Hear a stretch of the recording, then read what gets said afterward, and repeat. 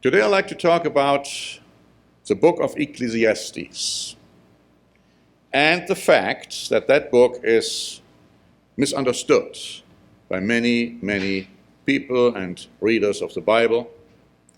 It's called, as I said, the book of Ecclesiastes. It's also called Kohelet in the Hebrew. We understand that this book is written and has been written by Solomon. Now, Solomon, as we all know, had extraordinary divine wisdom. God gave him wisdom, more so than any other human being on the face of the earth, except for Jesus Christ, of course, when he was here on this earth as a man. But you see, Solomon didn't always use that God-given gift of wisdom in the right way. We know that he had many foreign women, even though the Bible said don't do that. A king shouldn't even have many women to begin with, the Bible said, but most certainly not all these foreign women, pagan women, who then convinced him that they also should be able to worship pagan practices and Solomon should help them participate in it. And of course, today, people don't look at this as something problematic. The Pope just participated in rights over there in Canada with Canadian Indians, participated in pagan services. Not a big deal, many feel. Solomon might have thought the same way. Of course, the women then convinced him to commit idolatry, I should say.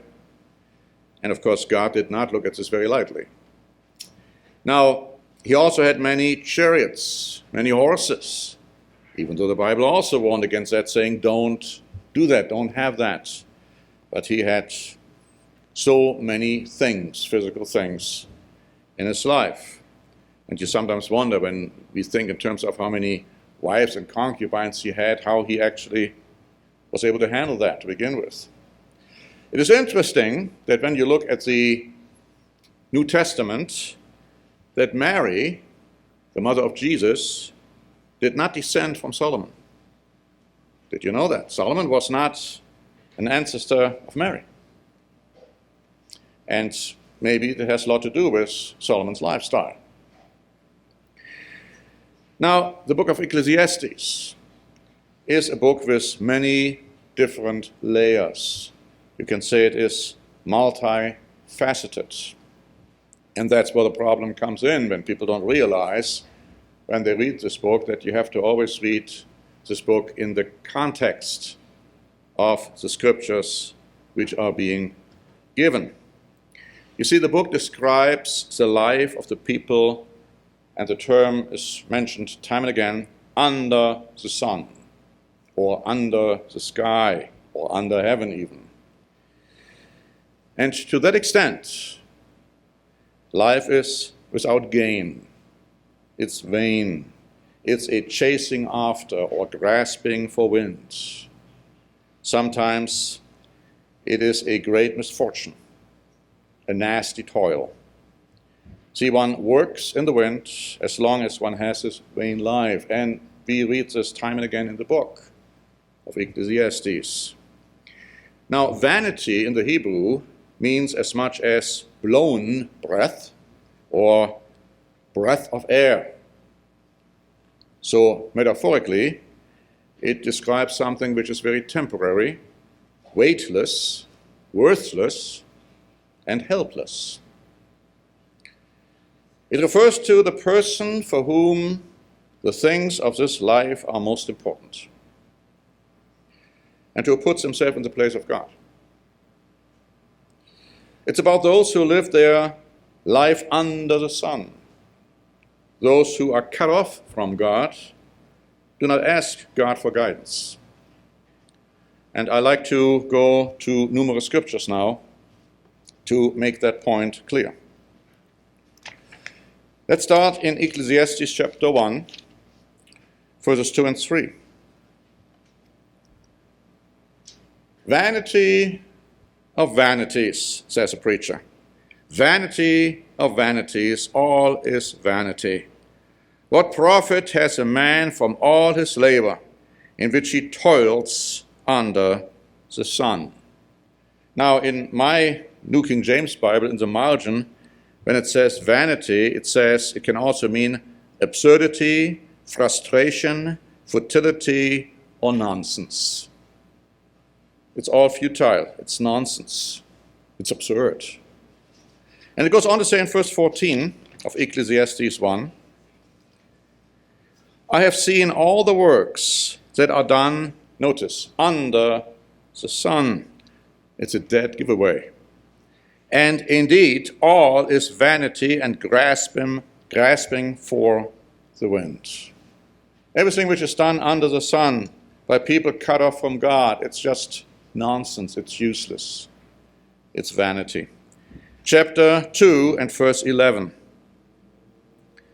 And I looked on all the works that my hands had done, and on the labor in which I had toiled, because he also fell into this trap, And indeed, all was vanity and grasping for the wind. There was no profit under the sun. We had become as one of them who were living in a world where God didn't count anymore. Notice verse 17. Therefore, and this could very well be the consequence, therefore I hated life, because the work that was done under the sun was grievous to me, for all is vanity and grasping for the wind. Then I hated all my labor in which I had toiled under the sun, because I must leave it to the man who will come after me, and who knows whether he will be wise or man or a fool. Yet he will rule over all my labor in which I have toiled and in which I have shown myself wise under the sun. That is also vanity. Now he is giving another different additional aspect here. All the work he has done is for nothing when somebody comes after him who, spoils the work and can't use it correctly. But it was already vain to begin with. Chapter 4 and verse 4. Again, I saw that for all toil and every skillful work, a man is envied by his neighbor. This also is vanity and grasping for the wind. There's envy. Oh, he has that. Oh, I have to have that. She shouldn't have that. I should have that. And what ultimately does it amount to? Nothing. Nothing. Notice chapter 5 and verse 10. Ecclesiastes 5 and verse 10. He who loves silver will not be satisfied with silver, nor he who loves abundance with increase. This is also vanity, because it's just temporary. It's here today and gone tomorrow. If that's a purpose in life, then we are living a useless life. Chapter 6, verse 9. Better is the sight of the eyes than the wandering of desire. This also is vanity and grasping for wind. In other words, the idea is like, be satisfied with what you got and don't look for something you want to have, but you don't have. Verse 12.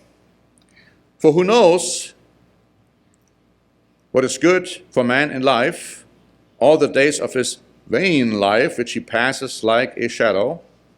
Who can tell a man what will happen after him under the sun? See, people who are cut off from God, they don't even know what's going to happen when they die. Their life is actually here for now, and that's the end of it. Chapter 8 and verse 9. Chapter 8 and verse 9. All this I have seen, and applied my heart to every work that is done under the sun. And here's the condition. What happens when people live their lives cut off from God? There is a time in which one man rules over another to his own hurt. Don't we have that today in our civilization, our world today, no matter what country you live in? One man rules over another, sometimes a woman rules over another. And what good does it do? One disaster after the other. And that's why mankind is reaching the point very soon where all life would be snuffed off from this planet. Unless Christ were to come to shorten those days and to stop this madness. All life. I'm not just talking about human life. I'm talking about animal life. I'm talking about everything which is alive would cease to exist. That is what man can do in his vanity. Notice chapter 9 and verse 3.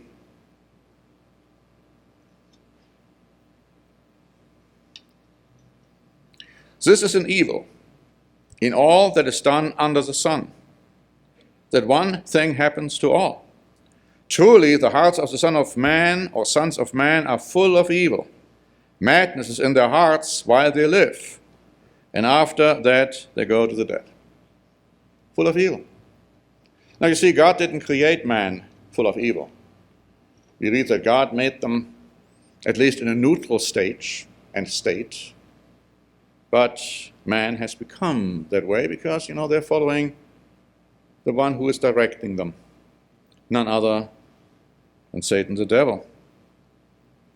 I also like to go back to chapter 8 and read verse 14, which adds the following thought. There is a vanity which occurs on earth, that there are just men to whom it happens according to the work of the wicked. Again, there are wicked men to whom it happens according to the work of the righteous. I said this is also vanity. Why is this happening? You see, this world is ruled by Satan. You are living in a world cut off from God, and if you are part of those who are being cut off from God, that's what's going to happen. When it says righteous, it doesn't necessarily have to mean here righteous in the eyes of God. It could be overall these are people, good people. They live a good life, and still they encounter this kind of situation.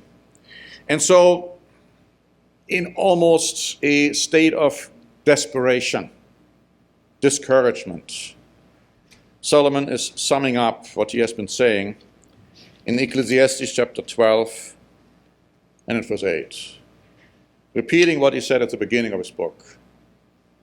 Vanity of vanities, says the preacher, all is vanity.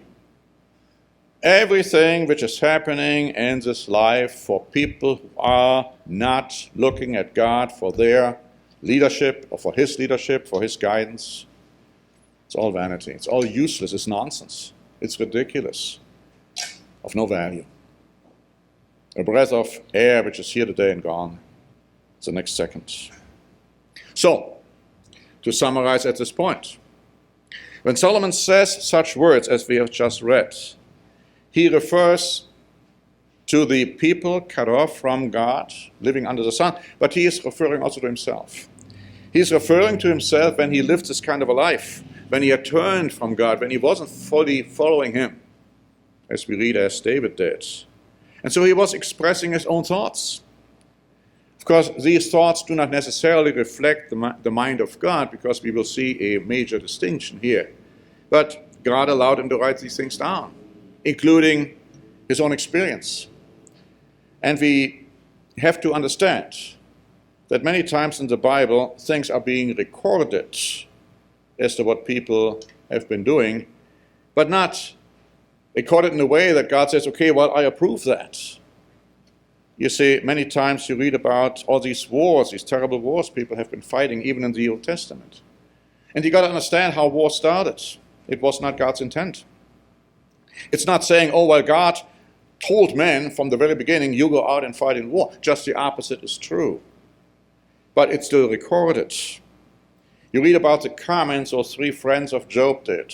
I mean, terrible things they said, right? Accusing Job of all kinds of misdeeds which he wasn't guilty of. It's all being recorded.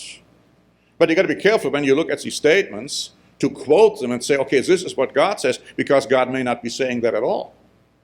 So again, when we read what Solomon wrote in the book of Ecclesiastes, you've got to be careful to see what is actually in accordance with the mind of God and what is not. You read about the thoughts of despair which Elijah had when he said, oh, it's enough. It's just enough. Take my life. I had it. And then he even says, I'm the only one who's left. Of course, it wasn't true at all. But in his moment of despair, that's what he kind of thought. His own reality was clouded, and by illusions and by wrong concepts. Think of Jeremiah, who said, well, God has become like a brook without water. I can't rely on anything God is saying, And then, of course, God responds and says, well, if you really speak righteously, then you can remain my preacher, otherwise you cannot be. But then there are many contemplations of David in the Psalms. Again, you've got to be careful there. Many times, David is expressing his own thoughts. They may or may not be in accordance with God's mind. You've got to understand what God is saying about these things, and then you see, well, David is saying these things in despair, but be careful, because this may not be in accordance with what God thinks. You read about Satan's lies. At the very beginning, oh, you will not surely die, because you have an immortal soul, right? That was a lie. You cannot quote this and say, okay, here the biblical teaching is, you shall not surely die. So here's the same with Solomon. You've got to be careful when you read the book of Ecclesiastes to see whom he is talking about and to whom he is talking. Now, on the other hand, Solomon makes it very clear that God does not have to be cut off from us. He was describing people in the world under the sun, but this may not have to, should not, must not apply to you and me. You see, man can turn to God, even in his vain life, and receive advice and help from him. Now, it's true that God doesn't call many to salvation today. He doesn't offer them eternal life today, only very few, the first fruits. Those who have been predestined before even time began are called today to obtain eternal life. But this doesn't have to mean that those who are not being called can just simply ignore God. They do that at their own peril. They do that and they reap what they sow. Think of Old Testament Israel. Now, Old Testament Israel was never called to salvation. Only very few were. Moses was, Joshua was, Caleb apparently was, others were, Aaron, Miriam, and of course, those leaders. But you look at the whole entire nation of Old Testament Israel, they were not called for salvation. That was never God's plan. That was never God's purpose. And still, God expected of them to obey him according to the letter of the law. He gave them the Ten Commandments. Now, he never expected them to apply the spirit of the law, because without God's Holy Spirit, they couldn't do that. But he wanted them to apply the letter of the law and to obey the letter. Of course, they didn't even do that. But that is something they could have done, at least to an extent. But they didn't do that. So they were not called for salvation, but God still expected them to obey him insofar as the Ten Commandments and the statutes and the judgments were concerned, which explains the Ten Commandments better. The same is true today. You have a country, the United States of America. You have a country called United Kingdom. You have Canada. You have Australia, New Zealand. These are all part of descendants of the house of Israel. You have, of course, the Jews, not mainly anymore, but many of them, the state of Israel, the house of Judah. Now, God doesn't expect them to obey the spirit of the law, because there's no way they could. But he does expect of them to obey the letter. They don't do it. They don't do it at all. We have wars, we have abortion, we have criminality, we have violence, all kinds of evil things in our countries. Of course, the same is true for other pagan nations, Gentile nations. Europe, Russia, China. They could obey, and God wants them to, the letter of the law. They don't do it. They don't do it. Now, sometimes, however, Solomon is addressing the reader of the book of Ecclesiastes directly. Nobody does that. He shows that he is talking about people who have not turned away from God. These are people who have not refused to submit to God, but rather these are people who should have and do have a relationship with God, and Solomon's advice is make sure you don't lose that relationship. Now this could even refer to living this physical life. Many times it does refer, of course, to more than that. But it also refers to how this physical life should be conducted. Now, in this regard, let's talk about scriptures where God is being used and mentioned in the book of Ecclesiastes. That God, whom people in this world really have no relationship to, don't want to have any relationship with him, don't even know him. But the Bible says they are willfully ignorant. It's not like God has hidden himself from them. No, they could. Paul said they could understand. In the book of Romans, he says they have no excuse for not understanding the way of God from a literal standpoint. So it's not like, oh, they are just helpless victims. No, they're not. It's their choice. And of course, they made the wrong choice. In Ecclesiastes chapter 1, let's start reading beginning in verse 12. Ecclesiastes 1 and in verse 12. I, the preacher, was king over Israel in Jerusalem. And I set my heart to seek and search out by wisdom concerning all that is done under the sun, this grievous task God has given to the sons of men by which they may be exercised. In other words, the idea is you should learn from that. You should learn that when you live this vain life, there's something missing. There's something awfully wrong. God has set that in motion. In chapter 2, in verse 24, there is nothing better for a man than that he should eat and drink, and that his soul should enjoy good in his labor. This also I saw was from the hand of God. For who can eat or who can have enjoyment? Well, it says here more than I. That's a terrible wrong translation. It should say rather than coming from God. For God gives wisdom and knowledge and joy to a man who is good in his sight. But to the sinner he gives the work of gathering and collecting, that he may give to him who is good before God. Now this is also vanity and grasping for the wind. This refers to the sinner. But the one which is a good person, God has reserved a reward for that person. Notice in chapter 3, beginning in verse 10. Ecclesiastes 3, beginning in verse 10. I have seen the God-given task with which the sons of men are to be occupied. Verse 11. He has made everything beautiful in its time. Also he has put eternity in their hearts, except that no one can find out the works that God does from beginning to end. No one living under the sun. No one who is, cut off from God. God reveals his secrets, his mysteries to his people. But of course, we cannot find that out by our own wisdom. God has to show it to us. Verse 12.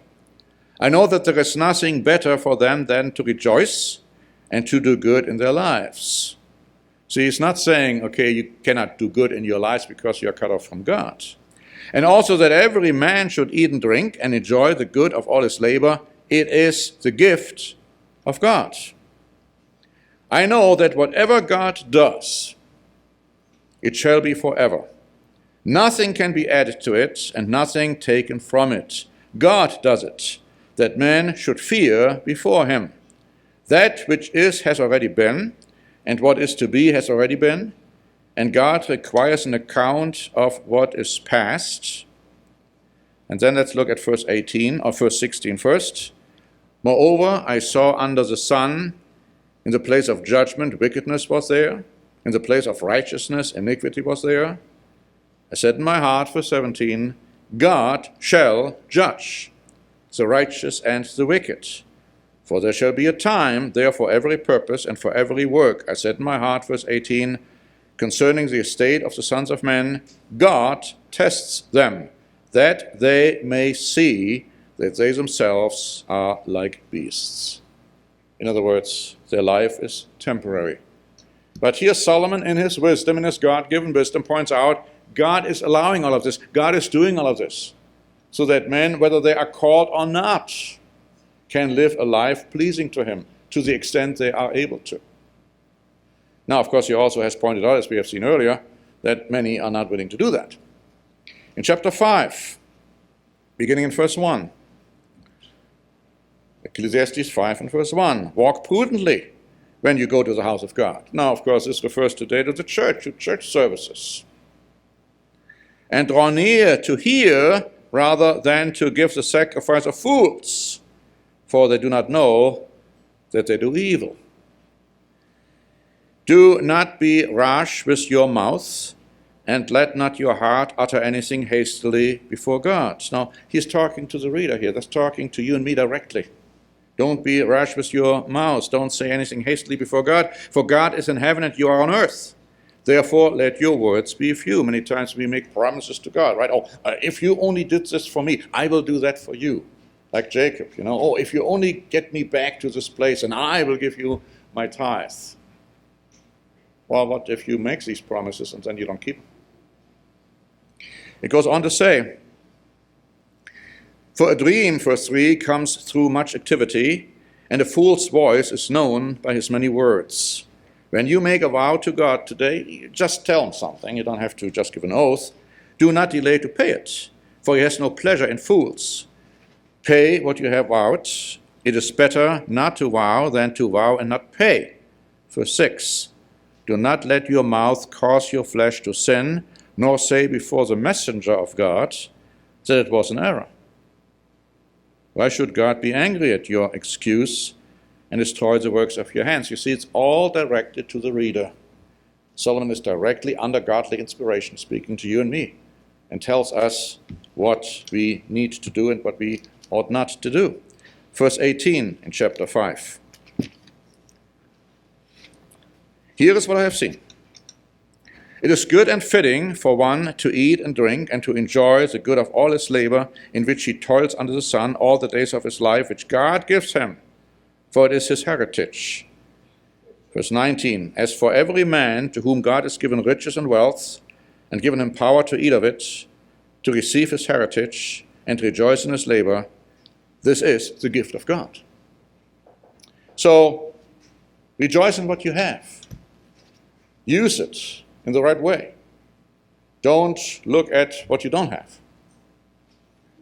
Accept what God gives you. Don't have the desire to have something which God doesn't give you. Chapter 6, verse 1 and 2. He says, there is an evil which I have seen under the sun, and it is common among men. A man to whom God has given riches and wealth and honor, so that he lacks nothing for himself of all he desires, yet God does not give him power to eat of it. But a foreigner consumes it. That is vanity, and it is an evil affliction. See, in other words, why does God allow this? Now, of course, there are many reasons, perhaps, why this is happening. But he points out this is all going back to what God is doing. Like Job, he says to his wife, God has given, God has taken away.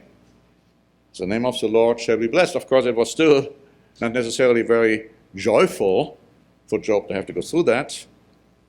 But you see, again, if our motive is we are just doing it for the purpose of enjoying our physical life, then God may say, no, that is not what I have given it to you for, and he may take it away. You see, Abraham was blessed with riches, but Abraham, from everything we can see, handled it wisely, correctly, not with the wrong motive, not with the wrong concepts. Chapter 7, verse 13. Ecclesiastes 7 and verse 13. Consider the work of God, for who can make straight what he has made crooked? In the day of prosperity be joyful, but in the day of adversity consider, surely God has appointed the one as well as the other, so that man can find nothing that will happen after him. I have seen all things in my days of vanity. There is a just man who perishes in his righteousness, and there is a wicked man who prolongs his life in his wickedness. Do not be overly righteous, or do not behave overly righteous, nor be overly wise. See, first he's talking about general terms. Now he is again addressing the reader. You do not become overly righteous in the way you act, in the way you behave, nor be overly wise. Why should you destroy yourself? You see, you can destroy yourself by behaving overly wise. Do not be overly wicked, nor be foolish. Why should you die before your time? That can happen too. It is good that you grasp this and also not remove your hand from the other. For he who fears God, see, the motive got to be leading a life which is submissive to God, not how you come across in your righteousness or in your wisdom. For he who fears God will escape them all. In other words, the destruction and the fact that you may not die early. Verse 26. For there is not a just man, verse 26, and I find more bitter than death the woman whose heart is snares and nets, whose hands are fetters. He who pleases God shall escape from her, but the sinner shall be taken by her. The point is, again, God is involved. God is involved in this, and if you please God, you will not fall into that kind of temptation. I wanted to read verse 22, because he goes on to say, after he says, don't become overly wise and righteous in your own eyes, for there is not a just man on earth who does good and doesn't sin. I mean, we all do. We all do. Now again, going back to all the statements regarding where God is included, chapter 8, verse 11. Because a sentence against an evil work is not executed speedily, therefore the heart of the sons of men is fully set in them to do evil. Though a sinner does evil 100 times, and his days are prolonged, yet surely know that it will be well with those who fear God. So you don't look at just the situations. It appears like all the wicked, they can just get away with it all. No. He says, I know it will be well with those who fear God, who fear before him, but it will not be well with the wicked, nor will he prolong his days, which are as a shadow, because he doesn't fear before God. So Solomon makes the distinction very clear. He's talking to you. He's talking to people even in this world who do fear God to the extent they can. And it will pay. They will have a reward in this life. Verse 15. So I commended enjoyment, because a man has nothing better under the sun than to eat, drink, and be merry, for this will remain with him in the labor for the days of his life which God gives him under the sun. Even those under the sun can enjoy what God gives them. They may, for a while, not even understand it's coming from God. In most cases they don't, but hopefully in time they will. Chapter 9, verse 7. Go, eat your bread with joy, drink your wine with a merry heart, for God has already accepted your works. Again, talking to you and talking to me. That should be our attitude. Have a merry heart. Not always be downtrodden, not always be depressed, not always be frustrated. No, be happy. Rejoice. Even in times of trial. Rejoice. Because he says, God has accepted that. And he has accepted your works. He knows what you're doing. He's not forgetting that. Verse 9 of chapter 9. Live joyfully with a wife whom you love all the days of your vain life, which he has given you under the sun, all your days of vanity, for that is your portion in life and in the labor which you perform under the sun, even there. Even though this is temporary life, of course it is. But God says, okay, enjoy your life with your mate, the one whom you have married, with whom you have been together for in some cases many, many, many years. And of course today that's no longer popular, that's no longer something people look forward to. Oh, how can you be together with the same mate for so long? Don't you have to have flexibility, some adventure? That's not what God is saying. Chapter 11, verses 5 to 10. Ecclesiastes 11 and verse 5. As you do not know what is the way of the wind, or how the bones grow in the womb of her who is with child, so you do not know the works of God who makes all things. In the morning sow your seed, and in the evening do not withhold your hand, for you do not know which will prosper, either this or that, or whether both alike will be good. Truly the light is sweet, and it's pleasant for the eyes to behold the sun. But if a man lives many years and rejoices in them all, yet let him remember the days of darkness, for they will be many. All that is coming is vanity. Rejoice, O young man, in your youth. See, again, rejoice, but here's a warning. Let your heart cheer you in the days of your youth. Walk in the ways of your heart, in the sight of your eyes. But know that for all these, God will bring you into judgment. Therefore remove sorrow from your heart, and put away evil from your flesh, for childhood and youth are vanity. In other words, be joyful, but also not to the extent that you do things which you shouldn't be doing, because God will bring you into judgment. Chapter 12, verse 1. Ecclesiastes 12 and verse 1. Remember now your Creator in the days of your youth. In other words, you're a young person. Remember God. In fact, the word here, Creator, is in the plural. Remember your creators, God the Father and Jesus Christ, because God the Father made everything through Jesus Christ.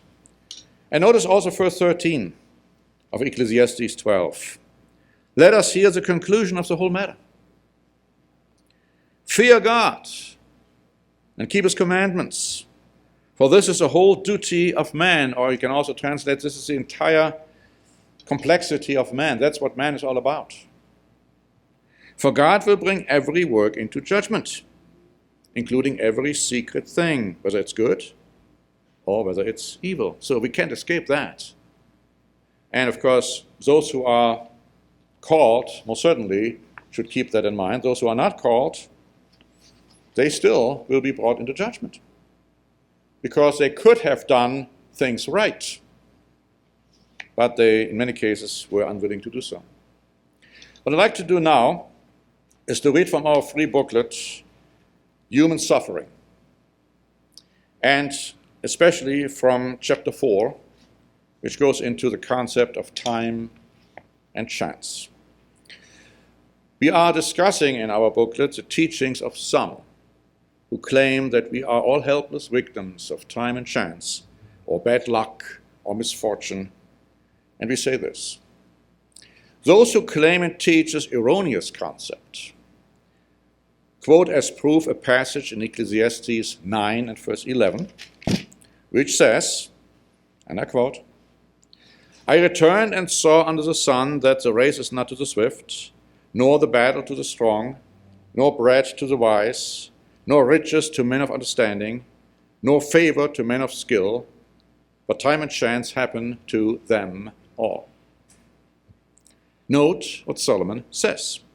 Time and chance happen to them all.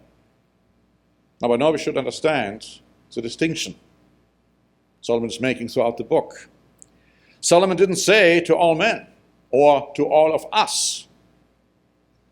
In the book of Ecclesiastes, we say here, Solomon was mainly addressing and writing about people in this world, people who only live and work for material possessions. And then we quote some scriptures which I haven't quoted yet, because I want to quote them now. Ecclesiastes 5, verses 13 to 16. There is a severe evil which I have seen under the sun, riches kept for the owner to his hurt. But those riches perish through misfortune. When he begets a son, there is nothing in his hand. As he came from his mother's womb, naked shall he return, to go as he came, and he shall take nothing from his labor, which he may carry away in his hands. And this also is a severe evil, that just exactly as he came, so shall he go. And what profit has he who has labored for the wind? Again, the same idea. You labor and toil and don't even find enough sleep to work hard. For what purpose? It's all going to stay when you leave, when you die.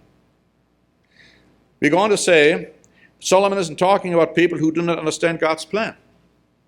Chapter 8, verse 17. Then I saw all the work of God, that a man cannot find out the work that is done under the sun. For though a man labors to discover it, yet he will not find it.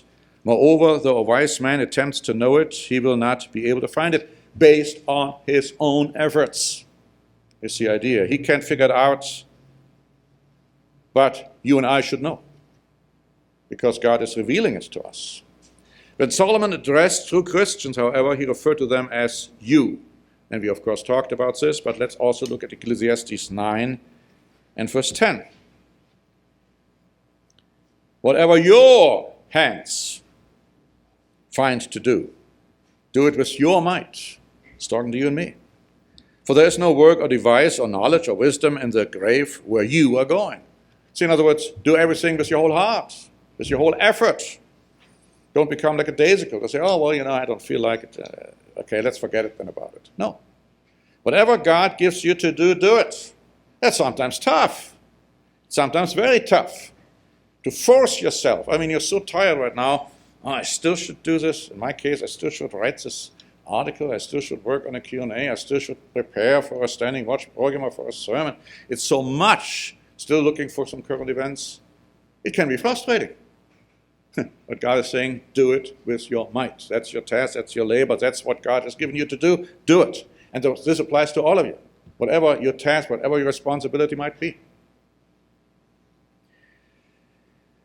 True Christians, we go on to say, are not in the hand of time and chance. Rather, Solomon tells us in chapter 9 and verse 1. Ecclesiastes 9 and verse 1. For I considered all this is in my heart, so that I could declare it all, that the righteous and the wise and their works are in the hand of God. Our works, our entire being is in the hands of God, not in the hands of time and chance, so that anything could just happen to us at any given moment. David understood too that he was in the hands of God. Let's turn to Psalm 31. And let's look at the meditation, if you please, of David, how David felt about God. And he was most certainly a man who was pleasing to God in, most of the time. He sinned very seriously at other times, but he was a man after God's own heart, as we know. Notice what he understood about God. Psalm 31 and verse 15. My times are in your hand, not in my own hand. Good times and bad times, they are in God's hand. He says, deliver me from the hand of my enemies. In other words, only you can do that. Many times we are helpless, but God can do it. David knew that he was always, constantly, completely under God's observation, under his protection, under his loving care. And we are quoting quite a few scriptures here, which I like to turn to, but then I'm going to look at a few more, which we are not quoting here. But let's look at all the things which David is saying as encouragement to us. Psalm chapter 4, verses 7 and 8. He says, you have put gladness in my heart, more than in the season that their grain and wine increased. I will both lie down in peace and sleep. For you alone, O Lord, make me dwell in safety. Is that our attitude too when we go to bed in the evening? Are we praying to God, saying, okay, give me a good night's rest, and I know that you are there and I will dwell in safety? That's how David felt. Chapter 9, verses 9 and 10. Psalm 9, verse 9. The Lord also will be a refuge for the oppressed, a refuge in times of trouble. And those who know your name will put their trust in you. For you, Lord, have not forsaken those who seek you. It's a tremendous conviction he has, even in times of trouble, and he had to go through a lot of trouble. Chapter 17, verse 8. 17:8 in the book of Psalms. Keep me as the apple of your eye, hide me under the shadow of your wings. The shadow of your wings, you see, like a mother chicken will kind of protect the young chicks under her wings. Notice chapter 23, a very famous psalm. We all know it, probably know it even by heart. I like to read it anyhow. The Lord is my shepherd. Psalm 23 and verse 1. Because David himself was a shepherd. He says, the Lord is my shepherd, I shall not want. He makes me to lie down in green pastures. He leads me beside the still waters. He restores my soul. Still waters or waters of rest. And when it says green pastures, it can also mean pastures of tender grass.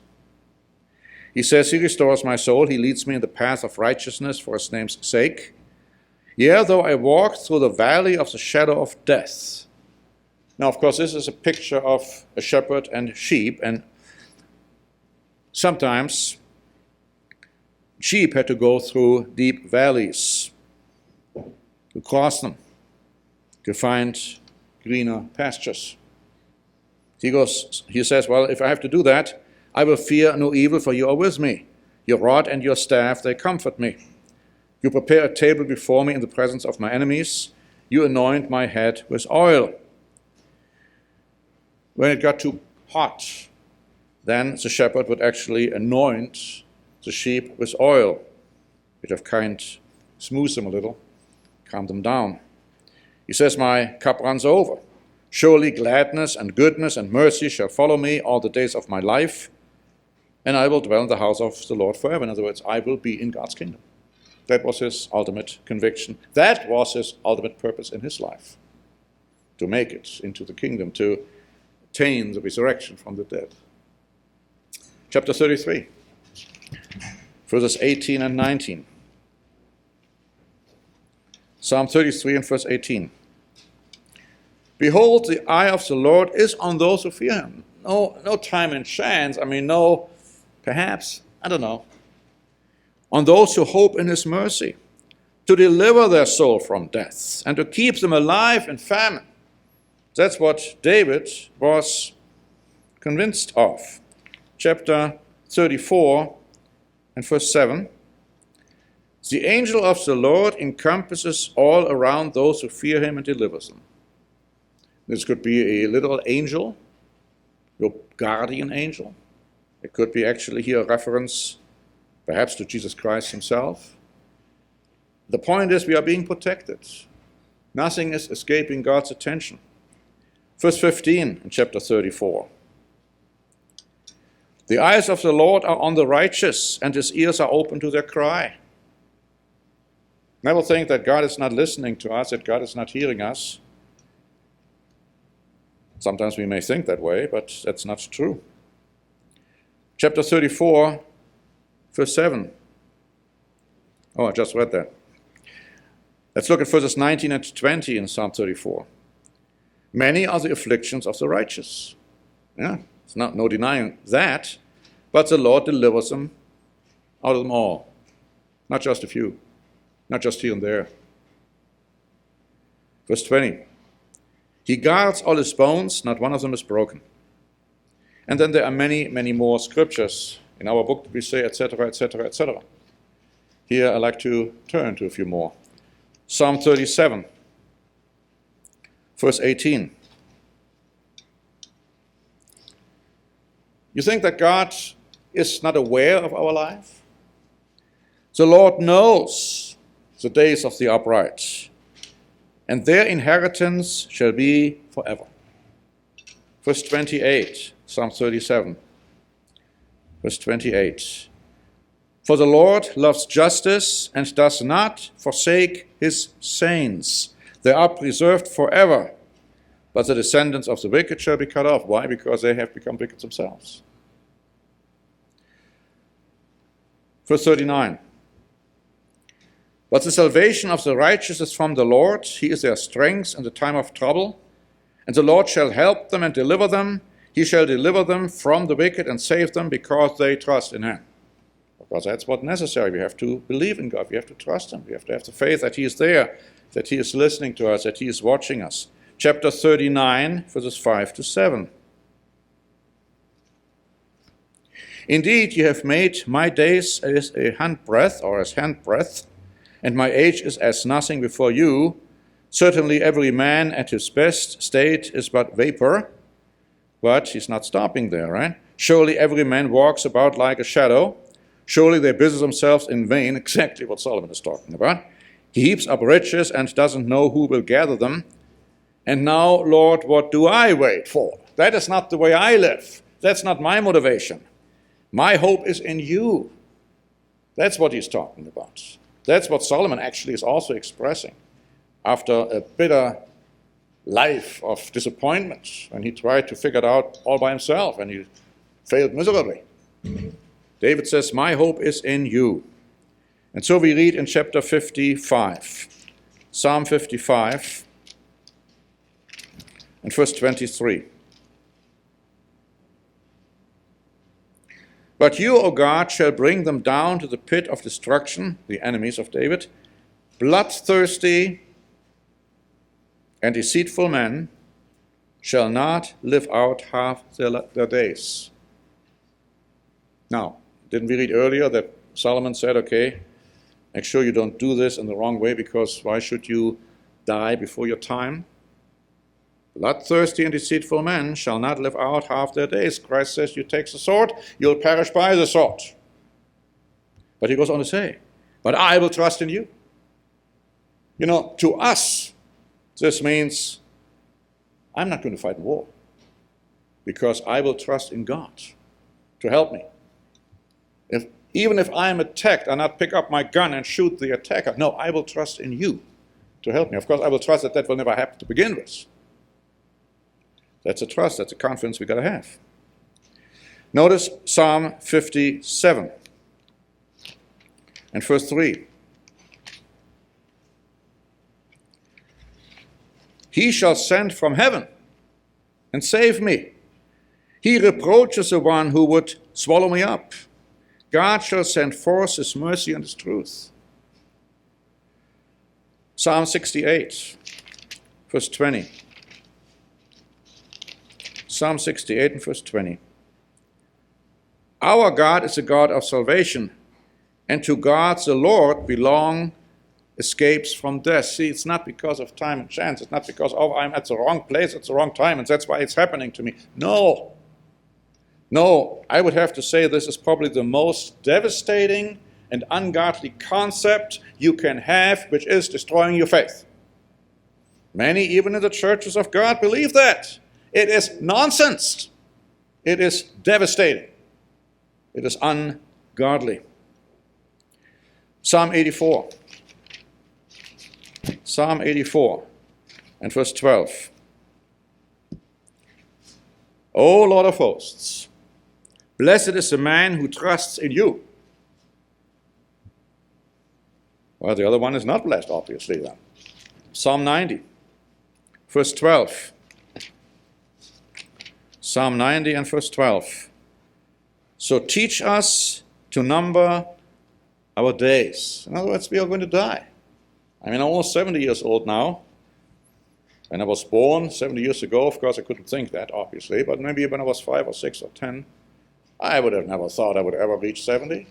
When I came into the church in 1974, did I ever think I would reach 70? Now it's getting closer.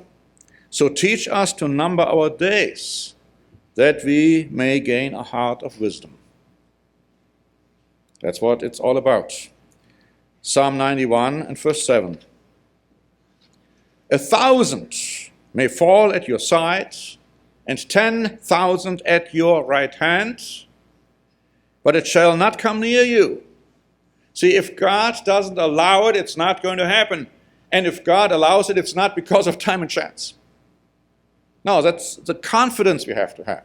God is in complete and utter and total control when it comes to our lives. Psalm 126 and verse 5. Psalm 126 and verse 5. Those who sow in tears shall reap in joy. In other words, that's a promise God is giving us. It won't last forever, the trial, the turmoil, frustration. Well, it may be for a moment, but they shall reap in joy. Now, if you go back to the booklet now regarding human suffering, we say this. This is correct for all true Christians today. God promises that nothing will happen to us too difficult for us to bear.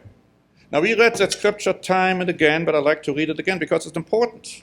Important we understand that this is a promise God has given us. 1 Corinthians chapter 10.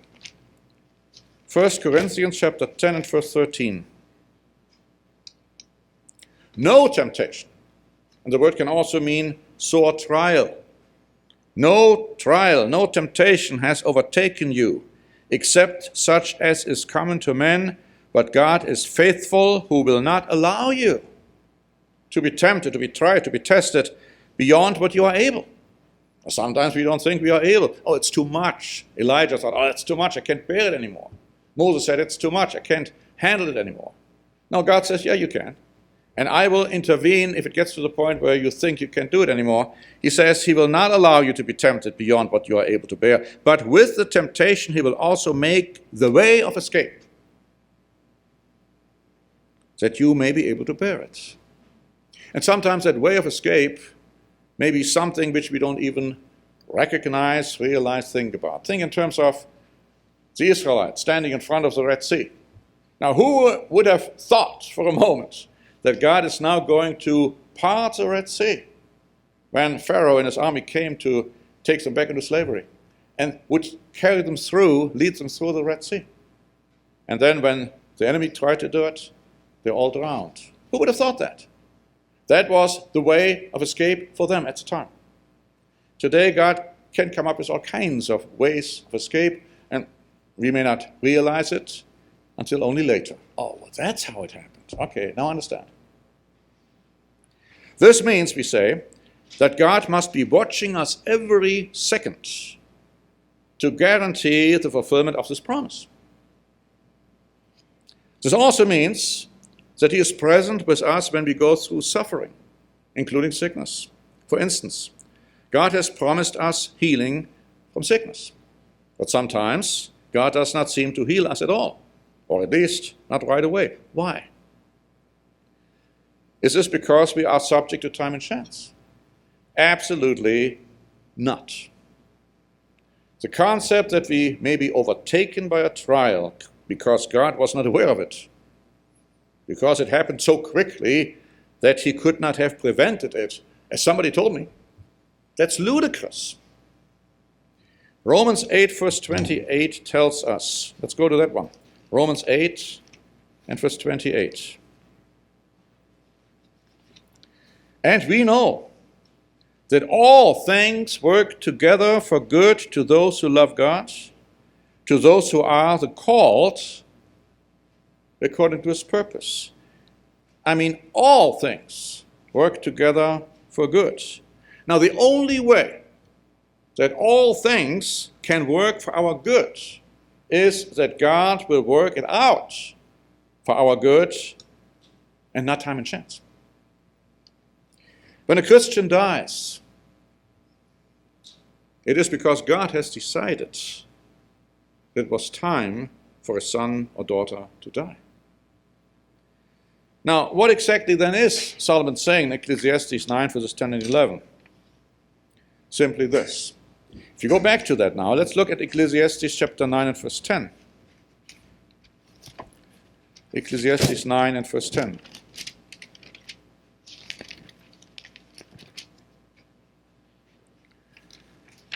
We read this before. Let's read it again. Whatever your hand finds to do, do it with your might. For there is no work or device or knowledge or wisdom in the grave where you're going. And then he says in verse 11, I return, I saw this, under the sun, notice, under the sun, that the race is not to the swift, the battle not to the strong, bread to the wise, riches to men of understanding, no favor to men of skill, but time and chance happen to them all, the ones under the sun. We say in Ecclesiastes 9 and verse 10, he encourages us to do with our might what we ought to do. In other words, to be very careful how we live our lives as Christians. Give all glory to God, he says, and don't lean on your own understanding or strength. Because, he says in verse 11, when you fail, you will be going right back in the world, which you once belonged to, as Solomon did for a while. And in the world you will be subject to time and chance. Notice how Solomon is speaking from experience. He experienced it. He wants you not to experience it. Your own human abilities won't necessarily help you in the world. Understand that without God's help, we are pretty much lost, having become victims of time and chance. That's true. In the world, yes, time and chance rule. Solomon says you may even be dying, or you even die in a terrible accident, or because of a terrible sickness. But as long as we are in God's loving hands, we are not victims of time and chance. And when we die, it is not because of time and chance. Rather, when a Christian dies, it is because God has decided that it was time for him or her to die, as he or she has qualified for God's kingdom. When I came to Ambassador College even, I had just barely arrived, and a young student died in a car accident. He was, I believe, a gardener, and a car just drove over him. And I heard people saying, oh, he died because of time and chance. I could never even, already at that time, accept that. Couldn't accept that. And the Bible most certainly doesn't teach that. Notice Numbers chapter 23 and verse 10. Numbers 23 and verse 10. He says, who can count the dust of Jacob, that's Balaam's statement here, or number 1/4 of Israel? Let me die the death of the righteous, and let my end be like his. That's what we want to do. We want to die the death of a righteous, because then we have made it. Notice also Isaiah chapter 57, verses 1 and 2. Isaiah 57, verses 1 and 2. The righteous perishes. No man takes it to heart. Merciful men are taken away, while no one considers that the righteous dies because of time and chance. Doesn't say that, does it? No one considers that the righteous is taken away from evil, that he shall enter into peace. They shall rest in their beds, each one walking in his righteousness. God allows them to die because they've made it. They're resting in peace, waiting for the resurrection from the dead, the next second of their consciousness. Notice Romans chapter 14 and verse 8. Romans 14 and verse 8.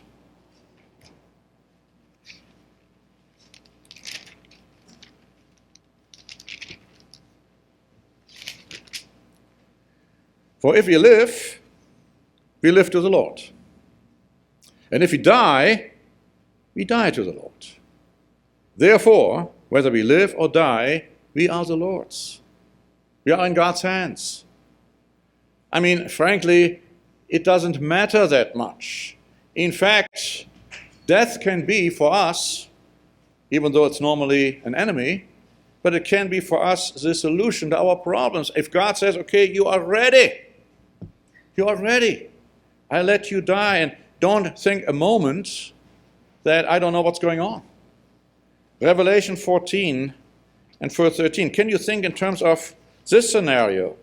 Oh, a righteous person, maybe kind of righteous, he dies, and then God says, I don't know what to do with that man, with that woman.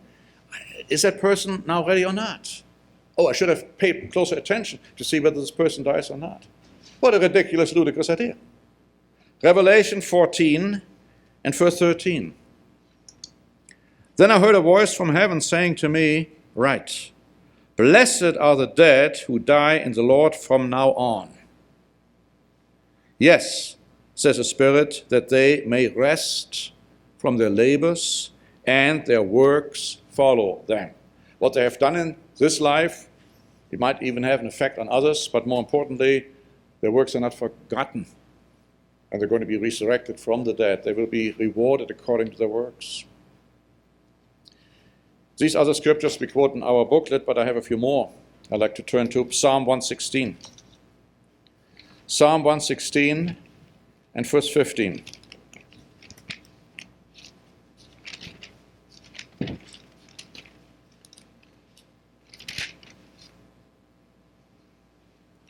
Precious in the sight of the Lord is the death of his saints.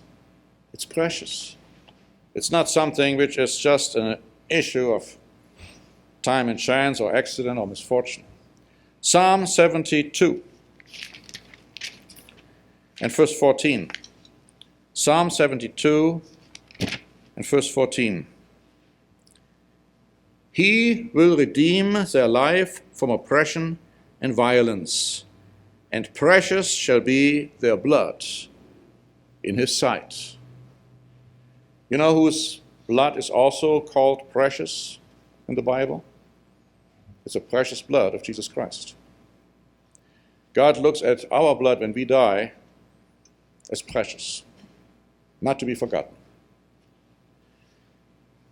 And so, in conclusion, we see that the book of Ecclesiastes is quite complex.